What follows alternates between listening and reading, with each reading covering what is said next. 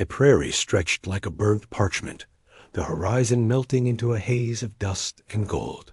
Wind dragged across the land, carrying grit, rattling loose boards, and whistling through barbed fences.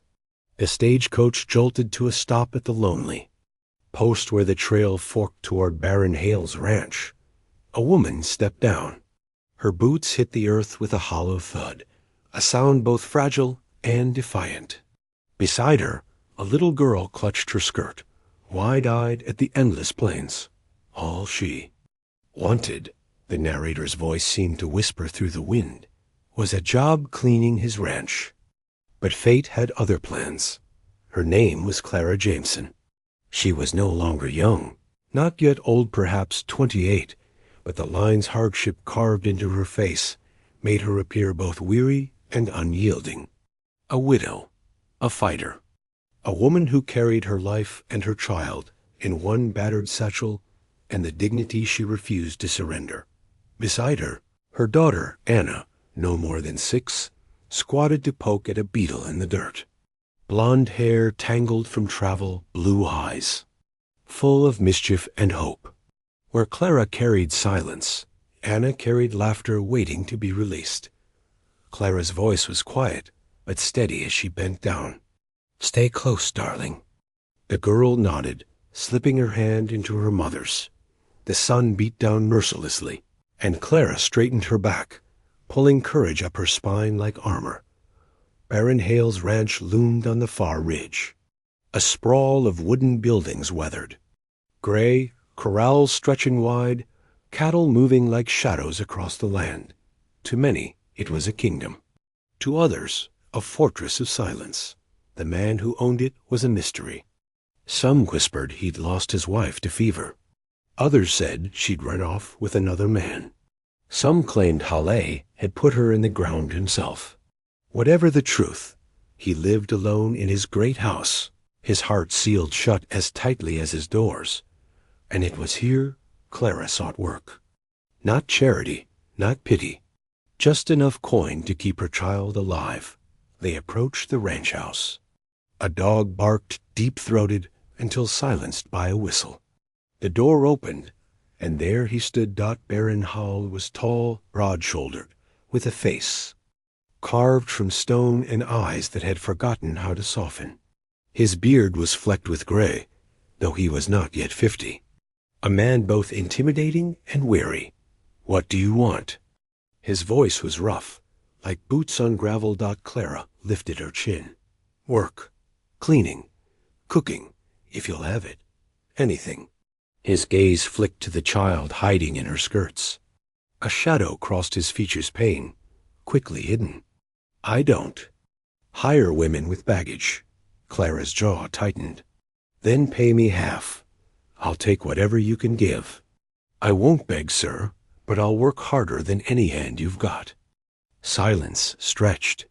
Then, against whatever iron rule governed him, he stepped aside. "1 week. You prove yourself. After that, we'll see." If the Baron was cold, his ranch hands were cruel. They were men who drank whiskey with breakfast and spat tobacco in the dirt as punctuation to their jokes. "City lady thinks she can scrub dust out of the desert?" One sneered. "Bet she run back by sundown." Another laughed. Clara ignored them. She scrubbed floors until her fingers bled, washed linen stiff with sweat, cooked meals with whatever scraps she found. When Anna giggled chasing chickens, the men rolled their eyes, muttering, "This ain't no place for a brat." Yet day by day, Clara didn't break. She worked under the sun, hauling water, patching clothes, mending fences. Anna brought light to the grim ranch, her laughter echoing off barns, making even the dog wag its tail. The Baron watched, silent. At night, Hale sat alone at his table, the house too quiet, walls too wide. Once he'd had laughter here. Once a woman's voice, soft songs by the fire. Now only silence. From his window, he saw Clara tucking her daughter into a makeshift bed in the corner of the kitchen. He saw the gentle kiss she pressed to Anna's brow. He saw the little girl's arms curl around her mother like she was the whole world. And something cracked. Memories he had buried clawed back his wife's last smile, the child he never got to hold. His fists clenched, breath uneven. He turned from the window, but the image clung like a thorn in his chest. One evening, the men baited him. "She don't belong here, boss. Ain't no place for skirts. She's just looking for a handout." Baron's voice cut sharp. "She's doing work none of you touch. Let her be." That silenced them, but it stirred whispers. Clara felt their eyes on her, heavy with resentment. Yet she kept working. Each insult she carried like a stone in her pocket, but she never let it bend her spine. Later, when the wind howled and the barn roof threatened to tear loose, Clara climbed the ladder herself. She hammered nails while dust stung her eyes, her skirt whipping in the gale. The ranch hands laughed until the Baron barked at them to help. And even then, she worked faster than all of them. When the storm passed, Baron Hall stood watching. She met his gaze. For a moment, something unspoken passed between them, respect or perhaps recognition. That night, Clara put Anna to bed again. The girl yawned, whispered, "Mama, are we staying?" Clara smoothed her hair. "As long as they'll let us." She bent and kissed her daughter's forehead. A simple kiss, tender, filled with love that had weathered hunger, fear, and miles of dust. Unseen, Baron Hollow stood in the shadow of the hall. He had come to speak, to tell her she needn't work past midnight. But the sight froze him. The kiss struck him like a bullet. He remembered his wife's lips pressing to his own fevered brow. He remembered hope. He remembered everything he had locked away. And in that moment, his silence cracked. The narrator's voice lingered. And that night, the Baron's silence cracked. He told himself it was only pity, only memory. But deep down, he knew the truth. The woman and her child had brought life back into a house long dead. The sun dipped low, bleeding red across the horizon, and the ranch exhaled into twilight. Dust glowed like embers in the dying light. Cattle bawled. In the distance, restless, as if they too felt something brewing in the wind, Baron Hall leaned against the corral rail, watching. Not the herds, not the sky.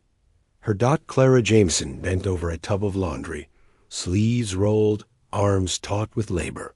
The rhythm of her scrubbing carried like a drumbeat across the yard, each motion steady, unyielding. Her little girl, Anna, darted. Nearby, chasing a chicken with a stick, laughter tumbling out like chimes. The Baron's jaw tightened. He told himself he watched because he was master here, because everything on this land was his concern. But deep inside, he knew the truth he refused to speak. The silence he had lived in for years was filling again. That night, Clara lingered by the dying kitchen fire, sewing a torn shirt. The ranch had grown quiet. Even the men, loud with whiskey, most evenings, had fallen into their bunks. Halle stepped inside, his boots heavy on the floorboards. "You work late," he said gruffly. Clara didn't look up. "The work doesn't finish itself." A silence stretched. Halle shifted. His words came halting, awkward, as if rusty from disuse. "You lost your husband?" Her needle paused. She lifted her eyes to his, calm but sharp, to fever. "Same. Fever that took our farm, our coin, our future." He looked away, throat tight. The fire cracked between them, spitting sparks. "And you came here." "I came where there was work." Her tone carried no shame. "Only iron. I have a daughter to feed. That's all there is to it." For the first time, Halle felt something shift inside his chest. Not pity, not yet tenderness, but respect, like meeting an equal across a battlefield. The next day, Clara hauled water with her daughter, trailing behind, humming some childish song.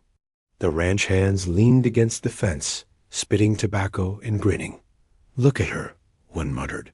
"Got the boss talking again, like she's some preacher's wife." Another snorted. "Wouldn't be surprised if she's angling for the big house. Woman like that knows how to play pity." Their laughter grated. Clara heard every word, but she didn't flinch. She kept walking, Anna skipping beside her, oblivious to the venom. Later, one of the younger hands, drunk on cheap whiskey, staggered too close. "Hey, missus, you think you belong here? We don't need no fancy skirt talking." Up space. Before Clara could answer, a shadow loomed. Baron Holla.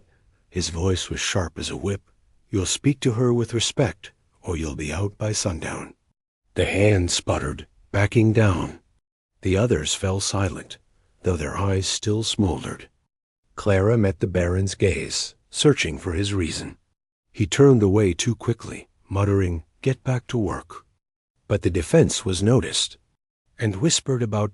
As days wore on, tension thickened.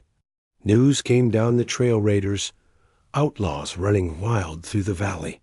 A saloon keeper shot dead in town. A ranch burned. By the bunkhouse fire. The hands traded grim tailies. They say the Coulter gang's ridden again. Vultures with 6-shooters. Maybe they'll pay us a visit. This ranch fat with cattle, ripe for the takin'. High listened, silent, eyes narrowing. His land had been threatened before. He had bled for it once. He would again. Clara overheard, her face paling. That night, when Holly checked the stables, he found her inside, fiddling awkwardly with a shotgun. "You ever fire one of those?" he asked, voice softer than he meant. Her hands shook. "Once, when my husband was sick. Coyotes after the chickens." He stepped closer, his large hand steadying the barrel. "It'll kick harder than you think. Don't lean forward. You'll break your nose. Plant your feet. Like this." For the first time, his hand brushed hers. The contact was brief, accidental, but electric. She drew in a sharp breath. He pulled back too quickly, clearing his throat. "You won't need it. I'll see to that." But both knew danger had a way of finding the unprepared.